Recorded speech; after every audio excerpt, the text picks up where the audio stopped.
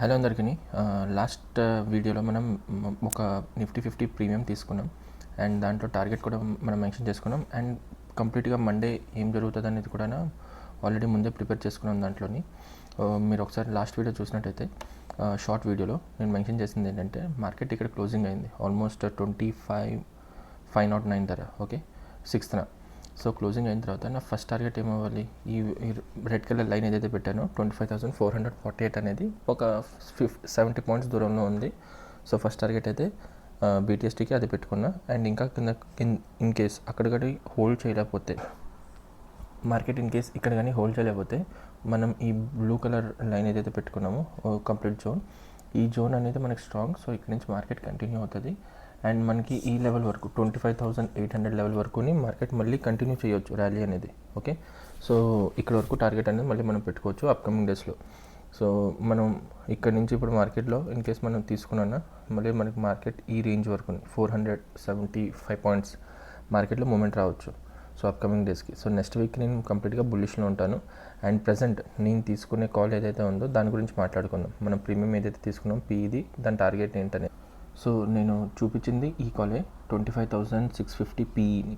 ఈ PE call closing అప్పుడు 156 ప్రైస్లో నడుస్తుంది. ఓకే, సో మార్కెట్ ఇక్కడ నుంచి ఇక్కడ 60 పాయింట్స్ మూమెంట్ అయినా మనకి 30-35 పాయింట్స్ మూమెంట్ వచ్చినా చాలు, మన టార్గెట్ మనకు రీచ్ అయిపోతే ఎగ్జిట్ అయిపోవచ్చు అని చెప్పి. సో ఒకసారి చూద్దాం మార్కెట్ అనేది మనకి ఎంతవరకు ప్రీమియం అనేది లైక్ హై చేసింది, సో మనం ఎంత బుక్ చేసుకోవచ్చు అని చెప్పి. సో మనం ఇది day candles. Okay, and 6th ఇది చూడండి, 6th క్లోజింగ్ 156లో ఉంది, 156.95లో.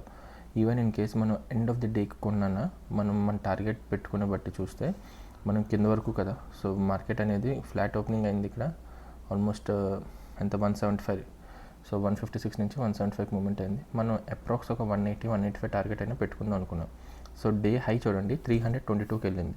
సో అక్కడ ఇన్ కేస్ మనకి లోవర్ టైం ఫ్రేమ్లో ఫెయిల్యూర్ ఉంటే మనం హోల్డ్ చేస్తాం కదా కింద వరకుని. సో ఆల్రెడీ ఇన్ కేస్ అలా హోల్డ్ చేసినా కనీసం క్యాపిటల్ ఇక్కడైతే ప్రీమియం డబల్ అయిపోయింది. ఓకే, 156 కాస్త ఇప్పుడు 322లో కనిపిస్తుంది. సో ఇందులో మీరు మినిమం 50 పాయింట్స్ బుక్ చేసుకున్నా మనకి మంచి రివార్డ్ అనేది చూడొచ్చు. అండ్ ఇప్పుడు మార్కెట్లో ఇప్పుడు కంటిన్యూ చేయడానికి రేపటికి, సో నేను మండేకి తీసుకునే కాల్ ఈ నిఫ్టీ 167 రూపీస్లో ఏదైతే మీకు ప్రీమియం కనిపిస్తుందో 25,400 ఆ ప్రీమియం నేను తీసుకున్నా. సో నా టార్గెట్ ఇప్పుడు మీకు ఆల్రెడీ మెన్షన్ చేశాను. కంప్లీట్గా ఈ జోన్ ఏదైతే ఉందో ఇక్కడ ఈ జోన్, ఇది నాకు లోవర్ టైం ఫ్రేమ్లో ఒక అన్మిటిగేటెడ్ జోన్. సో ఇక్కడ ఈ జోన్ వరకుని ఇది నాకు ఒక POC line, point of control. అయితే ఇది final target, but first target అయితే నేను ఇక్కడ వరకు తీసుకుంటా ఈ హై. ఓకే, ఫస్ట్ టార్గెట్ అయితే నాది ఇది ప్రీవియస్ డే 7th హై ఏదైతే చేసిందో దాన్ని హై బ్రేక్ చేయడం first target. And final target అయితే ఇది 477 పాయింట్స్, అది వీక్ మొత్తానికి. బట్ ఏదైనా మండే మార్కెట్ కానీ పైన క్లోజ్ అయితే, ఈ క్యాండిల్ పైన క్లోజ్ అయితే మనం హోల్డ్ చేస్తాం కంటిన్యూ చేయడానికి ఇక్కడ వరకు target. In case market hold చేయకుండా కింద ఫ్లాట్గా క్లోజ్ అవడం ఆర్ ఎల్స్ నెగిటివ్ క్లోజింగ్ అయితే మనం తీసుకునే ప్రీమియం ఎగ్జిట్ చేసేస్తాం. ఓకేనా, అది వీక్లీ టార్గెట్కి.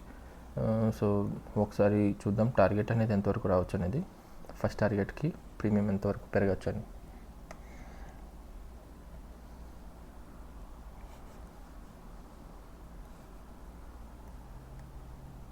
సో 206 అనేది చూపిస్తుంది. ఇప్పుడు మార్కెట్ 167లో ఉంది.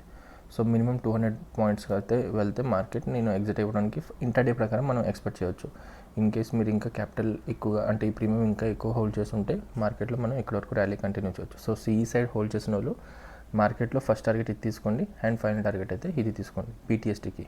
ఓకే, అండ్ తర్వాత మనం రాబోయే రోజుల్లో మార్కెట్లో ఎలా మూమెంట్ ఉంటుంది అనేది మెన్షన్ చేయొచ్చు. ఇదైతే కంప్లీట్గా మీకు బీటీఎస్టీ అండ్ కంప్లీట్ వీక్ ర్యాలీ ఎలాగ ఉంటుంది అనేది మెన్షన్ చేశాను.